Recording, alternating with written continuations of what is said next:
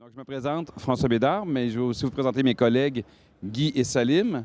Donc, pour tenter de mieux comprendre ce que l'on fait, Guy, fais-nous une petite présentation de qui tu es. Et Salim, par la suite, tu présenteras ce que tu fais. Oui, merci François. Merci Salim. Est-ce que vous m'entendez? Oui, parfait.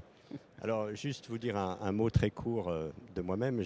Mon nom est Guy de Felcourt, je suis consultant et je suis membre affilié de la Secure Identity Alliance. On va en parler tout à l'heure. Moi, j'ai un background en business administration et un petit peu j'ai beaucoup travaillé dans la monétique. J'ai fait aussi un peu de philosophie dans mes études, j'aime bien ça. Voilà. Et puis après, en 2011, j'ai écrit un livre sur les questions, vous savez, des usurpations d'identité. Et donc, je suis plongé dans l'identité numérique à partir de ce moment-là. Et j'en suis encore. Voilà. Et je vous en raconterai tout à l'heure. Merci François. Merci Guy. Vous m'entendez bien? Oui. Super. Donc, je me présente, Salim Daman. Je suis directeur des services financiers ouverts et de l'identité numérique pour le mouvement Desjardins.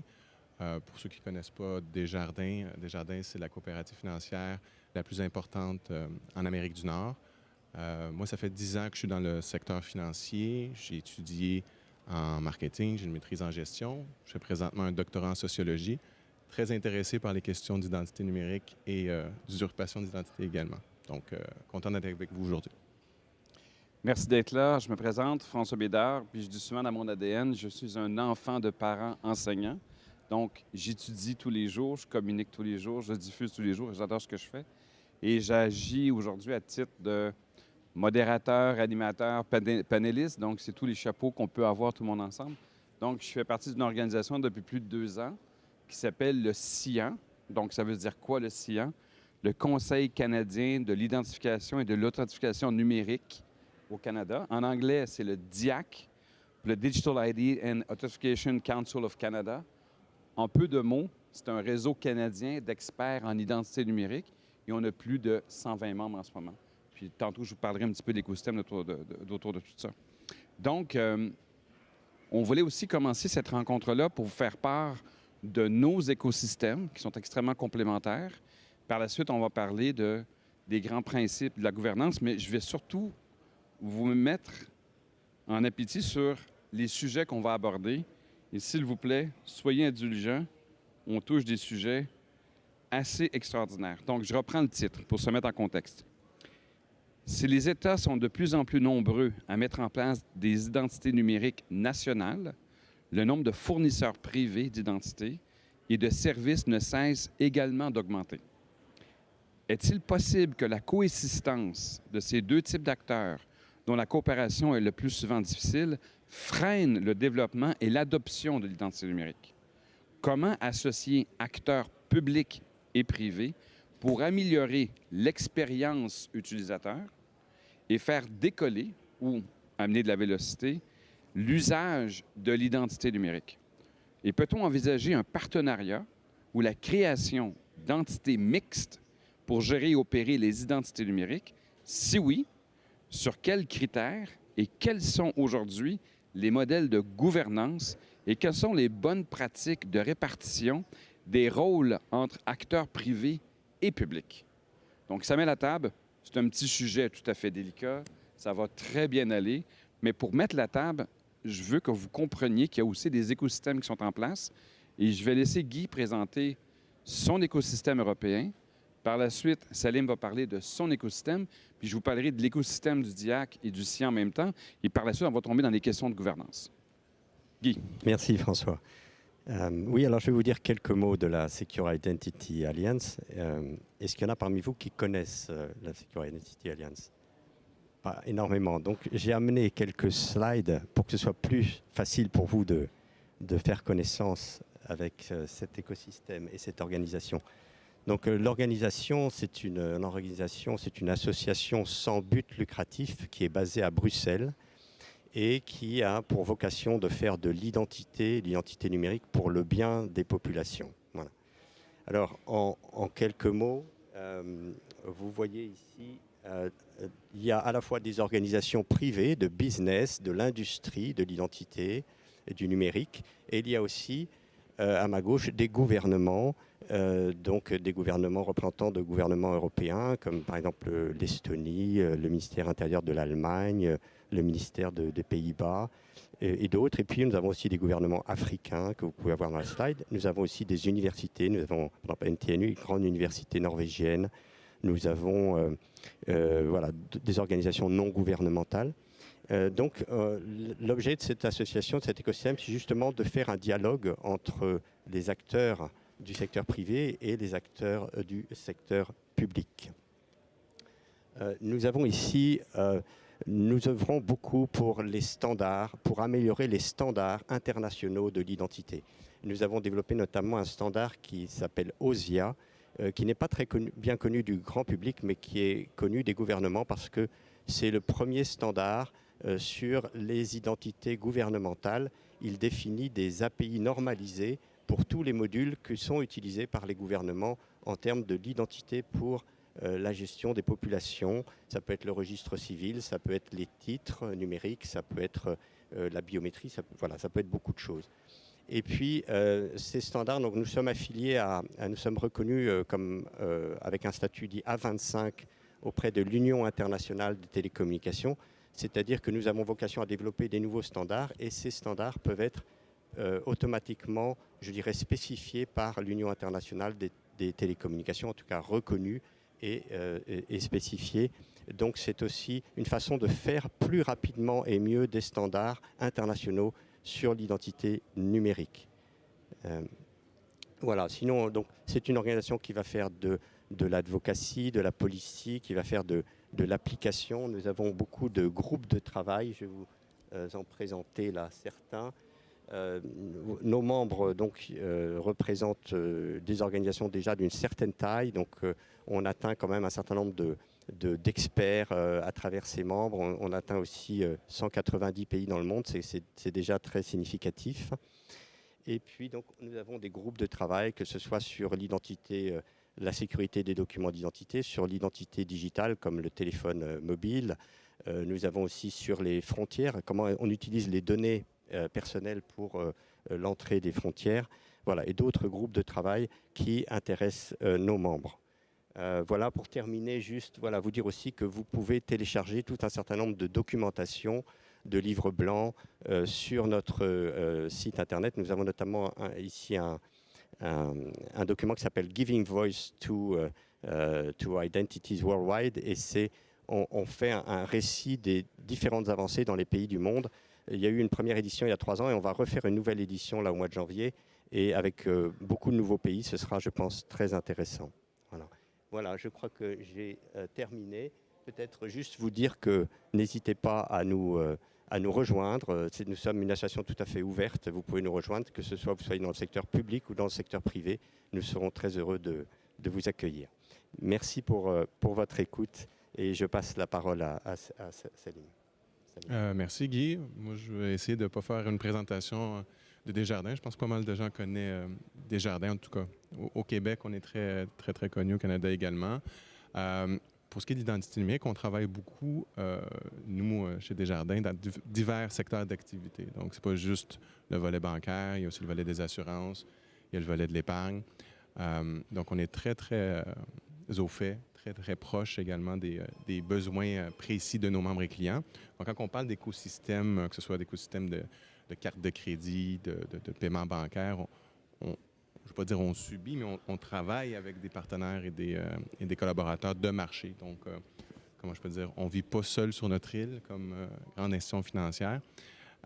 Donc, mon point, moi, aujourd'hui, c'est un peu venir d'amener cette couleur-là, la perspective du secteur privé, du secteur financier, et très intéressé pour tout ce qui est gouvernance. Je pense que c'est le bon terme, la gouvernance. Qu'est-ce qu'on fait aujourd'hui en identité numérique? Comment on amène ça dans le marché? On parlait tantôt d'adoption également.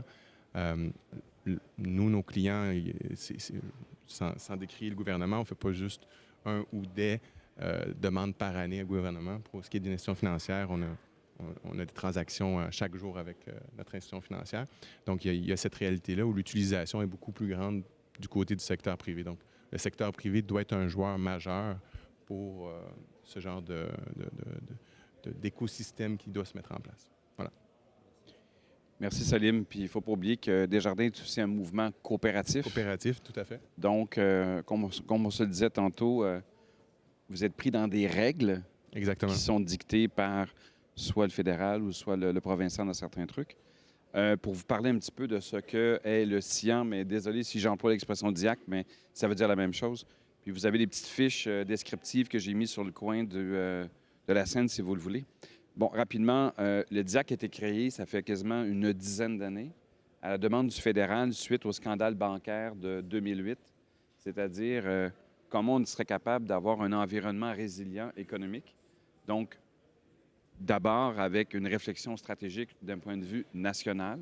Qu'est-ce qu'on doit faire pour éviter ce genre d'erreurs-là? Deux, DIAC a aujourd'hui à peu près plus de 120 membres qui réunit le secteur privé et le secteur public.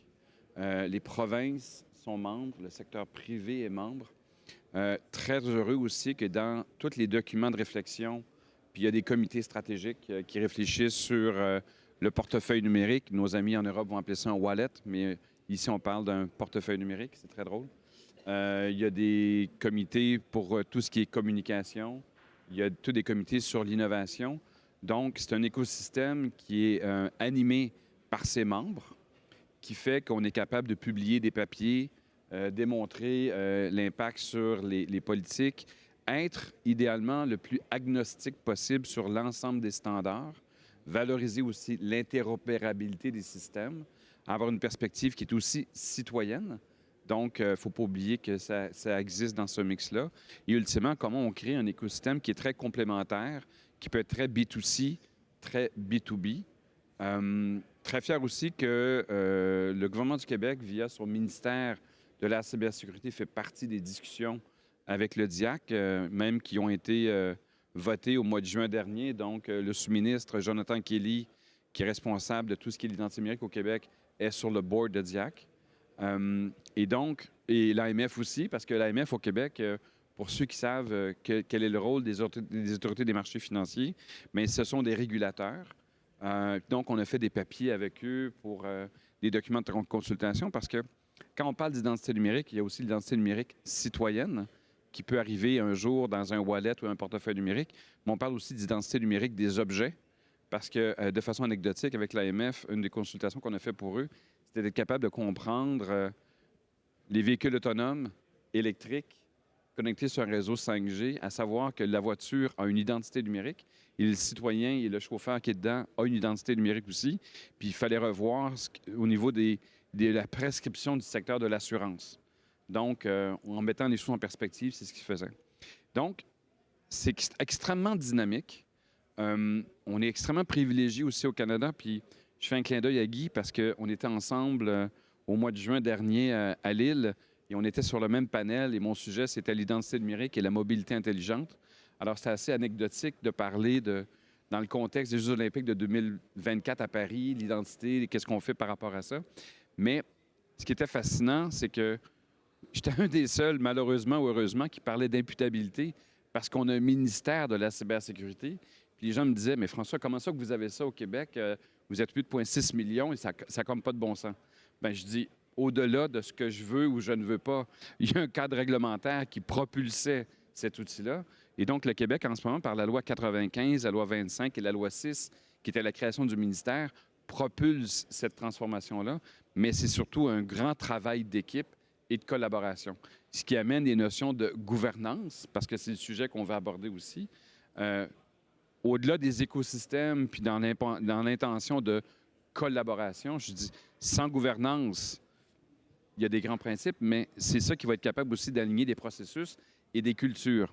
Mais Guy, j'aimerais ça que tu prennes la balle au bon sur la gouvernance que tu vois en ce moment en Europe, puis comment on est capable de s'inscrire dans cette gouvernance-là, puis de travailler ensemble. Puis je vous fais un clin d'œil aussi. La francophonie est extrêmement intéressante comme créneau parce que plus on veut protéger une langue ou une culture, les choses agissent un petit peu plus vite que l'anglo-saxon qui peut vouloir dominer. Donc, il y a des richesses à être dans cette francophonie-là pour l'appliquer demain matin. Mais Guy, parle-nous de gouvernance un peu. Merci François. Oui, je vais vous parler un peu de gouvernance. Avant ça, c'est juste pour vous. C'est une photo que j'ai prise la semaine dernière à Montréal. Et Avec quelques grues. J'ai bien aimé cette photo parce qu'il y a la technologie, il y a le skyline, hein, et puis il y a les personnes devant. Vous savez, l'identité, c'est ça, c'est l'humain et la technologie. Voilà. Et donc, c'est un très beau métier pour ça. Et oui, alors pour répondre à ta peut-être on peut déjà commencer par définir qu'est-ce que la gouvernance. Alors si je vous pose la question, peut-être vous me direz, ben oui, la gouvernance, c'est un peu la structure et les règles de pilotage. Et vous avez certainement raison. Mais peut-être on peut essayer d'aller un petit peu plus loin. En fait, la gouvernance, en français, c'est très proche d'un autre mot qui est le gouvernement. Alors le gouvernement, on l'utilise plus pour les États que pour les organisations privées, certes. Mais on peut quand même s'inspirer de cette définition de gouvernement. Et là, on a trois personnes illustres qui ont des choses à nous enseigner. Ce sont des personnes du XVIIe siècle qui sont les premiers théoriciens du gouvernement. Nous avons le français Jean Bodin. Et Jean Bodin a dit les questions du gouvernement, ça tourne essentiellement autour de la souveraineté. Et donc il y a cette dimension de la souveraineté qui est importante. On a un deuxième personnage qui est le néerlandais Hugo Grotius, que sans doute quelques-uns d'entre vous connaissent, qui s'occupait de commerce maritime. Et alors lui, il a dit la question fondamentale de la gouvernance, c'est la question juridique, c'est la question du droit international. Hein. C'est ce qu'on appelle le droit, l'interopérabilité, la question du droit international, question juridique. Tout ça, c'est très important. Et puis on a un troisième théoricien du gouvernement, qui est le Britannique Thomas Hobbes. Vous savez, celui qui a parlé du Léviathan. Oui. Et en fait, pour lui, la question fondamentale qui est celle du gouvernement, c'est la question du rôle de l'État. Quel est le rôle de l'État ? Quel est le rôle de l'État ? Et dans l'identité, le rôle de l'État, c'est très important. Est-ce que l'État est juste un émetteur de titres ? Est-ce que c'est un accepteur de titres qui va l'utiliser pour délivrer ses services ? Ou est-ce que c'est le gestionnaire de l'écosystème ? Ou est-ce que c'est l'autorité de tutelle de l'écosystème ? Vous voyez, il y a beaucoup de questions qui se posent, ne serait-ce que dans cette dimension. Alors voilà, ce que je vous propose déjà, c'est de rentrer dans ce sujet de la gouvernance avec ces trois notions, ces trois dimensions de la souveraineté, de la dimension du droit international et de la dimension du rôle de l'État. C'est fascinant. J'apprends encore.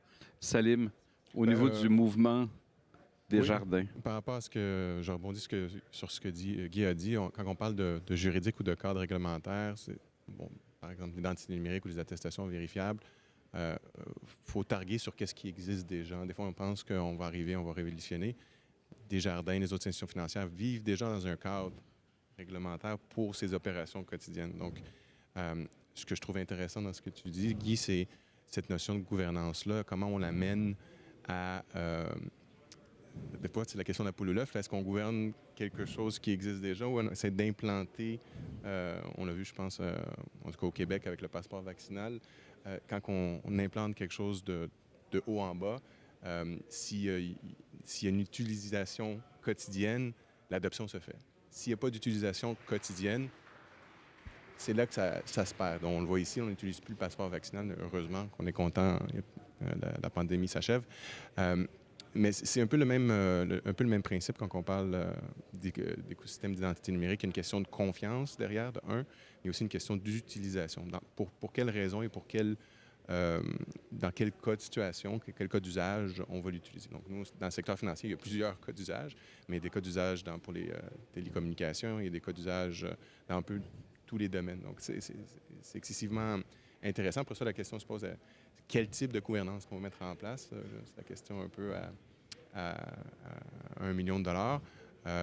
Nous, on pense que c'est une gouvernance aussi collaborative et participative, c'est-à-dire que chaque acteur de l'écosystème, que ce soit le public, le privé, les institutions en place, doivent jouer un rôle pour stimuler cette adoption-là, doivent jouer un rôle prépondérant. Ils vivent dans moi je dis, là, ils ne vivent pas sur une île, chacun a ses propres demandes, ses propres besoins, ses propres cadres.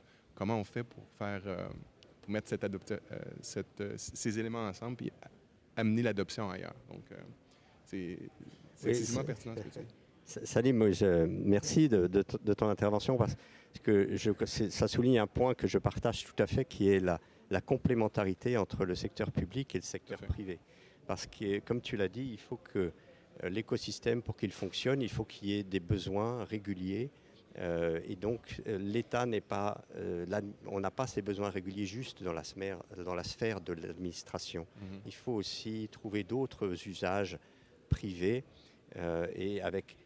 Et ces usages privés, il faut que ce soit des usages privés de confiance, parce qu'il faut, sinon on n'a pas vraiment besoin d'identité numérique, peut-être juste un mot de passe, ça suffit, vous voyez. Donc on a besoin peut-être ce qu'on appelle le secteur privé régulé, réglementé. Donc la banque, le paiement, le transport, la santé, les services de confiance et d'autres. Voilà. Mais enfin, c'est un petit peu ce secteur privé-là qui est très intéressé aussi par les questions d'écosystème de l'identité numérique. Oui, c'est exactement ce que je ne voulais pas t'interrompre, mais à la base, c'est la confiance. Donc, la confiance sur quoi on va l'établir. Il ne faut pas venir, comme je disais, vous utilisez ça parce que c'est ce nouveau écosystème qu'on a mis en place, puis c'est la manière qu'on croit qui est plus sécuritaire pour nous, institutions financières, pour nous, gouvernements. Non, ça doit partir des besoins prioritaires des gens. Donc, que ce soit prendre un rendez-vous au médecin, on fait ça quoi, une fois par 3 mois, 4 mois. Donc, il y a cette réalité-là aussi de comment on peut, dans différents secteurs, assurer je ne vais pas dire une convergence, mais une cohérence des activités. Et ça se base sur la confiance. C'est un peu ce qu'on cherche aujourd'hui. Et j'ai envie de rebondir parce que c'est sûr que même dans la littérature, lorsqu'on parle de gouvernance, les deux grands piliers sont les processus et la culture. Tout à fait. Donc, tout ce qui est processus, c'est méthodologie, c'est process, c'est des lignes entre des individus et des humains qui peuvent provenir de différents backgrounds. Ils sont aussi multidisciplinaires parce que, même hier, je disais, au niveau de la cyber, souvent dans les organisations, on cherche des boucs émissaires. Donc, c'est les gens d'IT qui vont prendre le lead, mais c'est pas juste les gens de technologie qui doivent prendre le lead, c'est le contentieux, c'est le marketing. Puis moi, le défi, c'est que même tous les chefs de produits devraient être responsables de tout ce qui s'en vient par rapport à ça. Ça, c'est au niveau process dans une organisation. Tu as des petites PME, tu as l'État, tu as les grandes organisations. Fait que tout ce qui est processus est extrêmement critique. Mais aussi, après, je veux qu'on rentre sur la culture.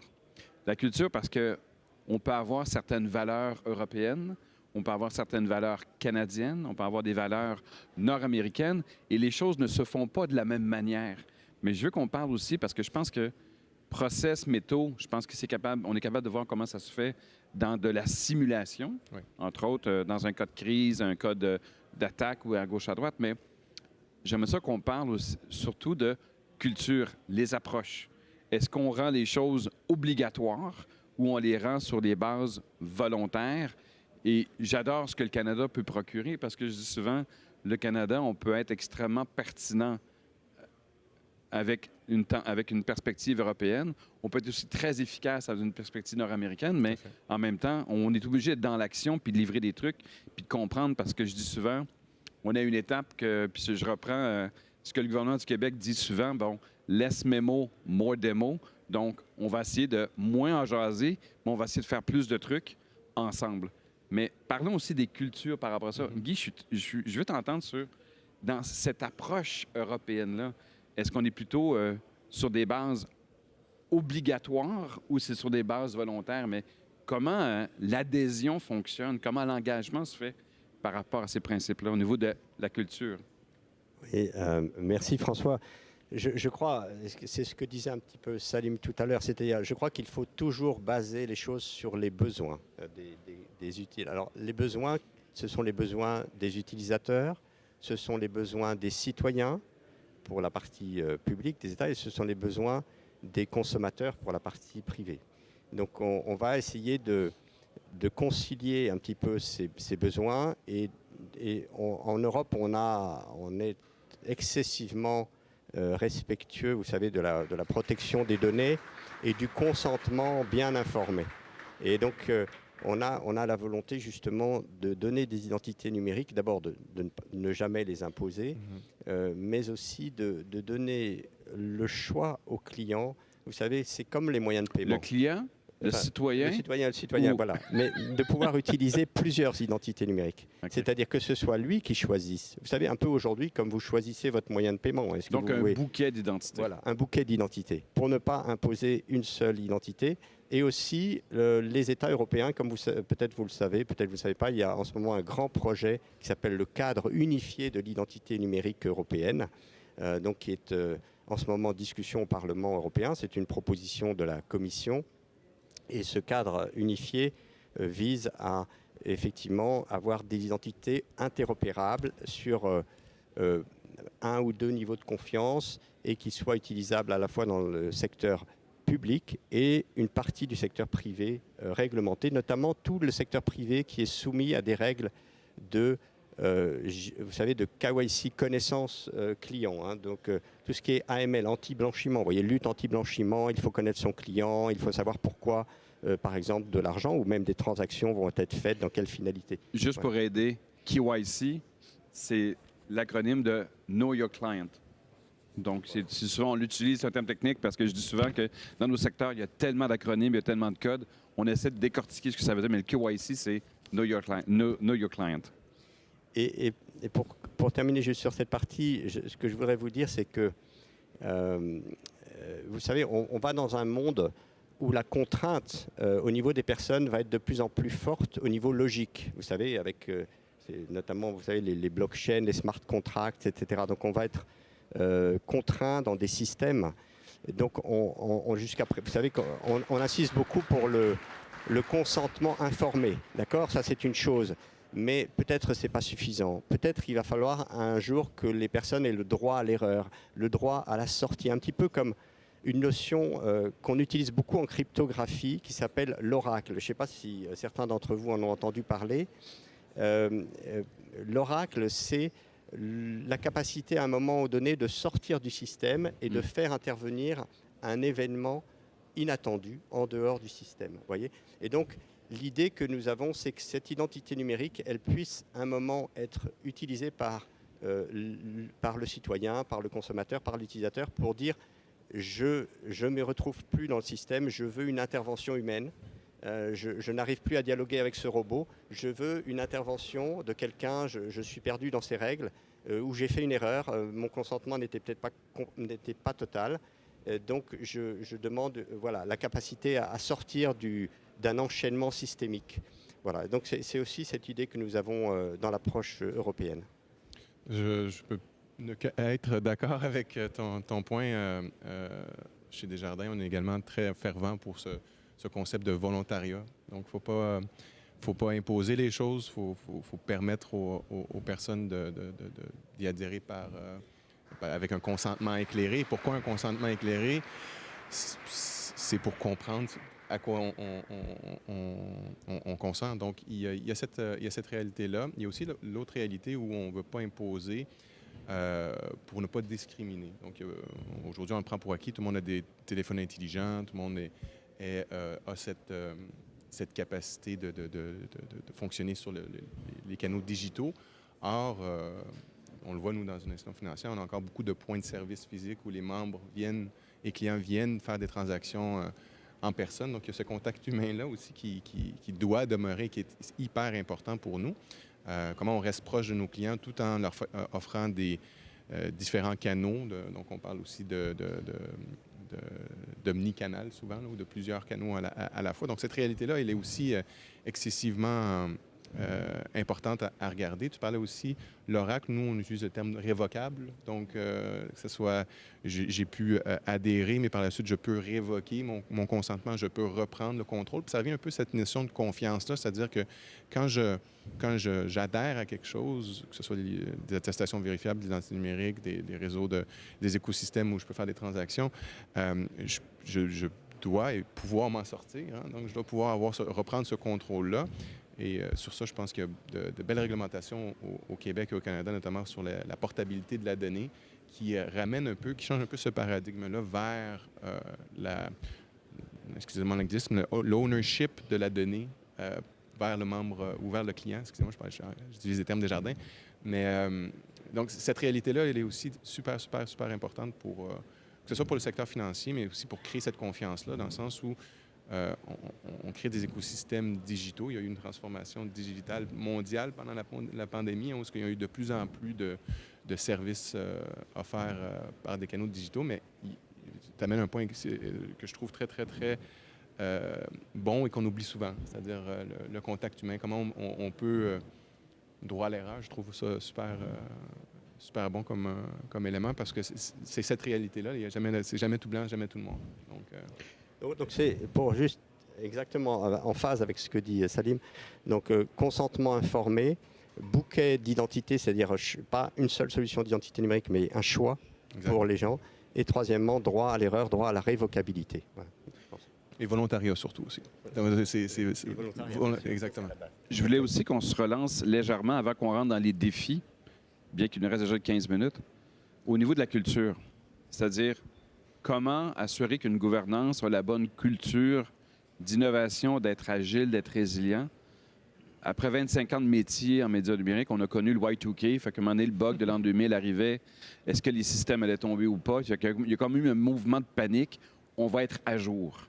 La pandémie a fait réaliser qu'on avait perdu le contrôle de ce qui se passait. On était confiné ou pas, on était à la maison ou pas. Il fallait qu'on fasse des trucs. Donc, il y a eu un choc qui permettait de dynamiser une certaine culture. Il y a des organisations, puis Salim, on est tout au courant, il y a eu des chocs. Fait que je suis curieux aussi d'entendre les cultures qui existaient avant, ça allait bien, versus des événements hors du contrôle qui ont changé ces trucs-là. Mais est-ce qu'on a appris entre ces grands chocs-là, où on est encore dans une myopie corporative, puis je dis souvent, on est encore en 1980, mais il y en a d'autres qui sont en 2030. Donc, comment on fait? Mais au niveau de la culture, est-ce qu'on s'est adapté ou il y a encore des vieux réflexes de si ça marchait comme ça avant, on est correct, mais comment on est capable d'aller un petit peu plus vite dans cette transformation-là, avant qu'on rentre dans les défis, mais juste qu'on statue sur la culture de la gouvernance. Tu veux dire la culture organisationnelle ou la culture? La culture organisationnelle, l'agilité, parce que malheureusement ou heureusement, des fois, ça prend des chocs qui sont hors de notre contrôle pour se dire, oups, on ne peut plus faire des choses comme avant. C'est sûr que quand on travaille dans une organisation, on est un employé, mais on est aussi des citoyens. Mais qu'est-ce qu'on apprend de ces chocs-là dans lesquels on n'avait aucun contrôle et comment ça a dicté une nouvelle culture au niveau de la gouvernance? Ben oui, la culture évolue, hein, ça change chaque jour. Là. Ça évolue, ça change chaque jour. Pour ce qui est, je peux prendre mon cas précis hein, dans notre organisation, la culture bouge, mais encore là, je prends l'exemple, on n'est pas sur une île, il y a des événements dans l'écosystème, dans l'environnement qui nous incitent à bouger, que ce soit des éléments réglementaires, que ce soit des éléments de marché, que ce soit des... donc, on le voyait il y a quelques années, les gens payaient par chèque. Hein? Maintenant, plus personne ne paye par chèque. Donc, il y a cette réalité-là qui vient nous impacter. Donc, est-ce qu'on est aujourd'hui à l'aube d'une révolution en termes d'identité numérique? Peut-être bien. Donc, c'est un peu, en tout cas, la mouvance qu'on ressent également.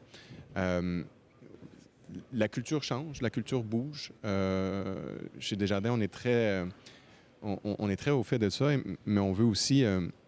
j'en parlais il y a quelques instants, on va être aussi très, très proche des besoins de nos clients, de nos membres clients. Donc, comment on est en phase avec cette réalité-là? Comment notre culture permet à la fois pour les plus jeunes et les plus digitaux d'être là, mais comment on est capable d'être aussi, d'offrir des points de service, d'être dans cette réalité-là qui est c'est pas facile de tout coordonner ça parce que non, pas chacun du tout. arrive un petit peu... Moi, ça fonctionne comme ça, mais quand on est dans une organisation qui implique des processus internes sur une nouvelle gouvernance versus cette agilité, donc une nouvelle culture d'innovation, de laboratoire ou d'essai ou de projet pilote, je veux dire, ultimement, ça devient des apprentissages, ça devient des chantiers écoles. Tout à fait. Mais c'est quelque chose qui doit se faire en collaboration parce que je veux qu'on rentre rapidement sur les défis. J'adore l'exemple de l'Union européenne, puis ultimement, je te regarde, Guy, comment faire travailler un Allemand, un Italien puis un Français ensemble à créer de l'impact dans du multilangage et des Russes et des Chinois s'il le faut ou pas. Mais c'est un défi aussi linguistique et de se comprendre plutôt que d'interpréter. Donc, les grands défis, ça serait quoi? Qu'est-ce qu'on doit affronter? Puis est-ce qu'on est capable de faire des recommandations? Peut-être pas, parce que... Mais c'est quoi les grands défis qu'on doit rencontrer dans cette agilité de gouvernance, de processus et de culture? Oui, alors les défis sont importants, hein, que ce soit sur l'interopérabilité, sur le dialogue entre les États, je veux dire, en Europe, il y a les gouvernements, mais il y a aussi les parlements, il y a les régions. Donc tout ça, c'est un processus qui prend énormément de temps. Ce que je peux Donc, vous il faut être dire- patient. Non, il faut être patient déjà. mais pour revenir un petit peu au témoignage que donnait Salim tout à l'heure, on note quand même un avant et après la pandémie. Si vous voulez, avant la pandémie, les gens considéraient l'identité numérique comme... bon, c'était un confort, vous voyez ce que je veux dire. C'était quelque chose c'était bon, c'était pas Utopique. absolument nécessaire. Non, c'était pas utopique, mais c'était quelque chose, c'était un confort numérique, mais c'était pas absolument indispensable pour les populations. Et après, avec la pandémie, bien sûr, tout a changé puisque tout le monde devait être en ligne, les choses à distance. Et donc aujourd'hui, tout le monde considère que c'est absolument nécessaire. Donc ça, déjà.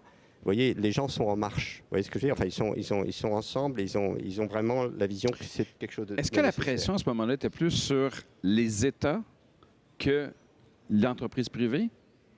Oui, je crois que les deux, mais je crois que les États avaient beaucoup de pression et d'ailleurs ils se sont dépêchés de dire à la Commission européenne, proposez-nous quelque chose. Vous voyez.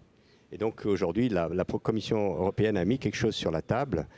Bon, il y a du bon, il y a du moins bon, mais au moins il y a des choses concrètes sur la table qui sont débattues. Voilà. Salim? Ce que tu disais par rapport moi je peux dire, tout cette avant-après pandémie, ça vient toujours dans ma tête à moi avec le besoin. Hein. Donc, on avait un besoin de travailler de la maison, puis avoir des services digitaux parce qu'on ne pouvait plus se présenter en face à face. Donc, ça part d'un besoin. On est là aujourd'hui, là, c'est ce que je comprends et ce qu'on ressent. Donc, oui, non, c'est un peu plus dans cet ordre-là que en tout cas, je pense de mon côté qu'on doit garder ce lien-là avec des fois je le dis, le terrain, là, c'est quoi le pouls des gens. Tantôt, tu parlais de culture. Est-ce que c'est à nos gouvernements de nous imposer une certaine façon de faire ou ça ne va pas venir des besoins de justement là, d'avoir des services digitaux avec nos gouvernements plus qu'on en avait auparavant, avoir un permis de conduire, un passeport? Ces réalités-là sont encore très procédurales, je dirais ça comme ça, très, très physiques. Donc, est-ce qu'on est là aujourd'hui encore à être toujours présent dans ces processus-là? C'est ces réflexions-là qu'il faut amener. Là. Donc, À travers les travaux de DIAC, on fait beaucoup de sondages annuels. Donc, au niveau des citoyens, il y a des attentes exact. par rapport aux... Qui ne sont pas tous les mêmes. Hein? qui ne sont pas tous les mêmes. Exact. Selon même ta génération, parce que on est aussi dans un contexte multigénérationnel. Je dis souvent, je suis un enfant de parents, mais je suis aussi un parent d'enfants. Fait qu'on est à gérer 3 générations à la limite. On est de plus en plus connectés, mais il reste qu'il y a de l'interrelationnel. Mais dans les attentes, dans les sondages que l'on fait régulièrement, puis vous avez les résultats dans la petite fiche qui sont là, tu sais, ultimement, le niveau de confiance des identités, est-ce qu'on a plus confiance à l'État au niveau de la validation et l'authentification de mon processus, de mon identité versus le secteur privé? Donc, il y a énormément d'attentes à ce que l'État reconnaisse que François existe, que Guy existe et que Salim, et qu'il y a un interrelationnel par rapport à ça. Mais souvent, ce que j'amène comme notion, c'est qu'il y a une valeur économique à l'identité. Dans les recherches qu'on a faites et qu'on a consultées, les gains peuvent être entre 3 à 6 du PIB, ce qui est quand même énorme, et une pression étatique à être plus efficace. Mais est-ce qu'il fallait le choc de la pandémie pour se dire comment doit-on revoir ces services-là? Mais quand on peut aller chercher jusqu'à 6 de gains au niveau du PIB, c'est sûr qu'on peut revoir tout ce qu'on a investi depuis les 25 à 30 années dans différents systèmes qui ont grandi peut-être trop vite. Et je dis souvent que du macramé technologique parce que maintenant, il y a des failles un peu partout, mais comment on peut organiser cette confiance-là? Parce que ce que je veux nous donner dans les derniers 5 minutes, c'est que et j'ai des questions en plus peut-être. Comment on est capable de continuer? Parce que qu'est-ce qu'on se donne comme recommandation ou comme plan d'action? La prochaine étape devrait être quoi? Puis je vais prendre des questions par la suite. Oui, moi, ce Vas-y. que je... oui, là, pour l'instant, on est vraiment, vous l'avez vu là aussi au niveau du Secure Identity Alliance, dans vraiment une concertation et des groupes de travail. On fait des groupes de travail communs, je crois que c'est aussi la même chose chez DIAC, Oui. mais on fait des groupes entre le secteur privé et le secteur public, entre les différents gouvernements. On a voilà, des pays africains, des pays européens, on échange. Et on essaye voilà, de construire l'avenir sur les thématiques précises avec des solutions d'application et une déclinaison des standards. Et les standards, c'est jamais facile à faire parce qu'il faut être clair sur la sémantique, il faut être clair sur les règles juridiques, il faut être clair sur les types d'architecture technique qui sont utilisables ou pas. Voilà, donc ça forme ça. Je voudrais juste aussi dire un mot sur... avant, on voyait beaucoup l'identité numérique comme liée à la cybersécurité, mais aujourd'hui, il y a une nouvelle dimension, c'est aussi tout ce qui est la gestion client. Hein. Et donc, à Lille, moi, je vous donne rendez-vous, si vous pouvez aller au FIC à Lille, on a un forum spécifique pour toutes les questions d'identité et de connaissance des clients. Ça s'appelle donc le forum ID and KYC Forum. C'est au sein du FIC, c'est dans le FIC, c'est avec le FIC. Et c'est une dimension qui grandit chaque année. Et c'est aussi une dimension importante de l'identité. Voilà. Merci, Salim.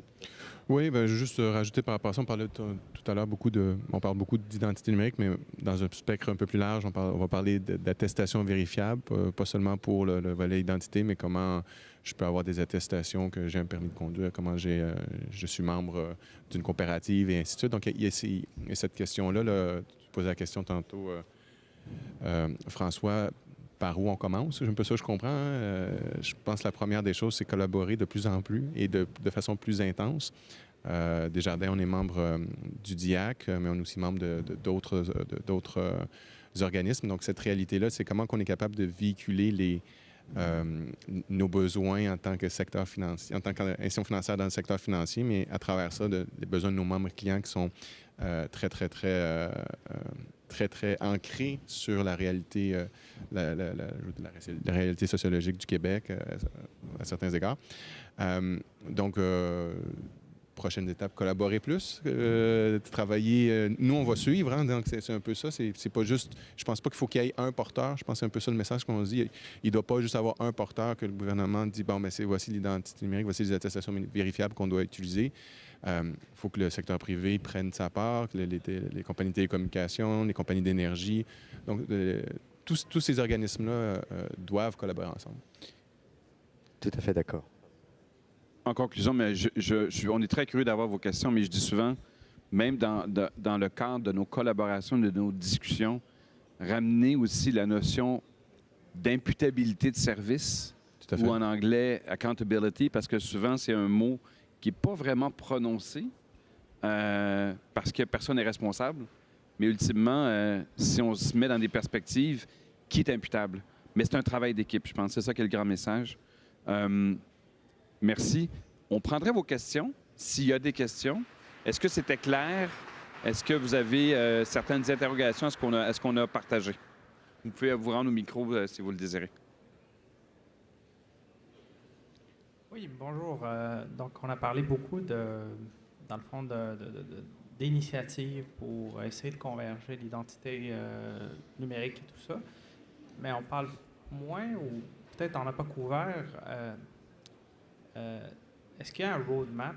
Est-ce qu'il y a peut-être des recommandations qui s'en viennent, qui vont faire en sorte qu'on va recommander au gouvernement de laisser faire la vieille méthode de faire pour authentifier des gens dans le domaine physique, puis de plus en plus se fier justement à du blockchain ou des nouvelles méthodes d'identification et d'authentification qui vont être plus, dans le fond, peut-être dans le monde hybride, mais aussi qui vont aider le gouvernement en tant que le citoyen à se protéger son identité, puis aussi avoir l'assurance que quelqu'un ne se fait pas de l'impersonation, genre qui ne se passe pas pour quelqu'un d'autre. Ce que je peux te dire sur ce qui se fait au Québec, le gouvernement du Québec travaille sur son portefeuille numérique et dans ce qu'on lit dans la littérature, leur livrable est pour 2025. Donc, ils sont déjà dans cette mouvance-là avec différentes étapes. Puis Pierre, tu peux me corriger sur certaines étapes critiques, mais ce qui était super important de ce qui se passait au Québec. Puis après, il y a sûrement une feuille de route européenne, puis il y a sûrement une feuille de route qui existe chez Desjardins. Ce qui a permis d'accélérer beaucoup ce contexte-là, c'était l'adoption de la loi 95 en juin 2021, qui amenait aussi une imputabilité interministérielle. Donc, il y a des ministères maintenant qui sont imputables. Donc, ça a pris de court toutes les directions informatiques. Donc, maintenant, je suis imputable. Donc, c'est la loi 95. Par la suite, il y a eu le projet de loi 64, qui est maintenant la loi 25, qui vise les entreprises du Québec. Donc, encore une fois, un petit peu collé sur le GDPR en Europe, donc 3 ans pour être conforme. Et par la suite, la loi 6 qui a créé le ministère de la cybersécurité au mois de janvier 2022. Donc, ils n'ont même pas 1 an. Là, je veux dire, c'est tout à fait nouveau. Donc, il y a beaucoup, beaucoup d'apprentissage à faire. Il y a des feuilles de route. Il y a une attente citoyenne, une attente client. Il y a une attente du secteur privé à travailler aussi avec eux. Et ce n'est pas juste les secteurs financiers, c'est aussi les opérateurs télécoms. Et donc, comment on va être capable de former tout ça? Donc, ça va à une vitesse très, très, très vite. Mais oui, il y a une feuille de route. Puis je dis souvent, l'exercice gouvernemental va être capable d'authentifier puis identifier qui je suis. Et donc, ils vont m'offrir un portefeuille numérique à terme dans lequel je pourrai gérer mes informations de façon volontaire et de façon décentralisée vers une centralisation. Mais c'est à eux d'authentifier que François existe et l'ensemble des gens. Fait qu'il y a des feuilles de route, il y a quelque chose qui avance, mais ce qui est super intéressant, c'est le cadre réglementaire dans lequel ils sont pour transformer cette société-là. Et c'est assez unique pour un peuple de 8,4 millions de personnes. Mais je peux croire qu'il y a une feuille de route très aussi court européenne. pour l'Europe. On avance avec 2 jambes. Une jambe régulation et une jambe exercice pratique. Donc, ce qu'on appelle des pilotes. Donc, il y a des pilotes européens. On expérimente. En fait, on expérimente. Parfois, on se casse la figure. On se remet debout.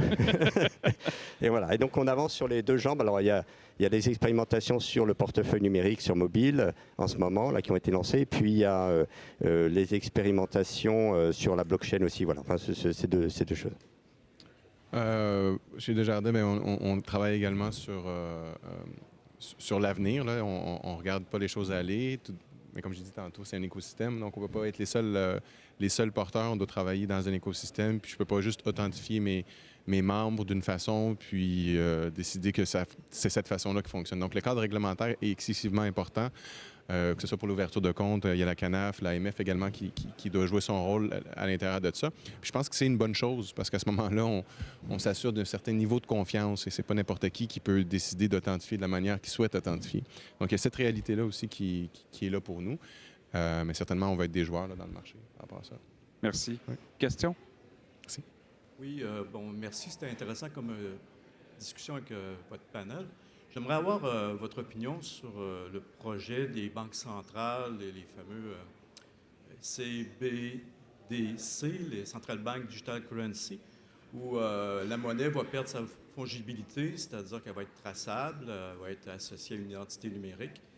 Et ça a des enjeux de gouvernance qui sont majeurs et qui rentrent en contradiction avec la mouvance qu'on voit là, avec le SSID et tout ça. La question est tellement intéressante, mais on va essayer d'être précis dans la réponse. Puis au pire, on pourra continuer tout le monde ensemble parce que donnez-nous une réponse, votre opinion par rapport à ça, parce que notre panel devait terminer à 11h15. On déborde déjà, c'est super intéressant. Mais Guy, réaction sur la question. Oui, une réaction très, très rapide. L'Europe a prévu donc un portefeuille numérique d'identité avec des attributs surtout liés à l'identité, mais élargis.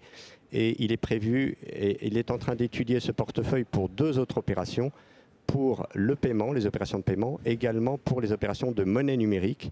Et l'euro numérique, maintenant, donc l'Europe a pris la décision d'aller vers l'euro numérique. On est clairement dans cette voie.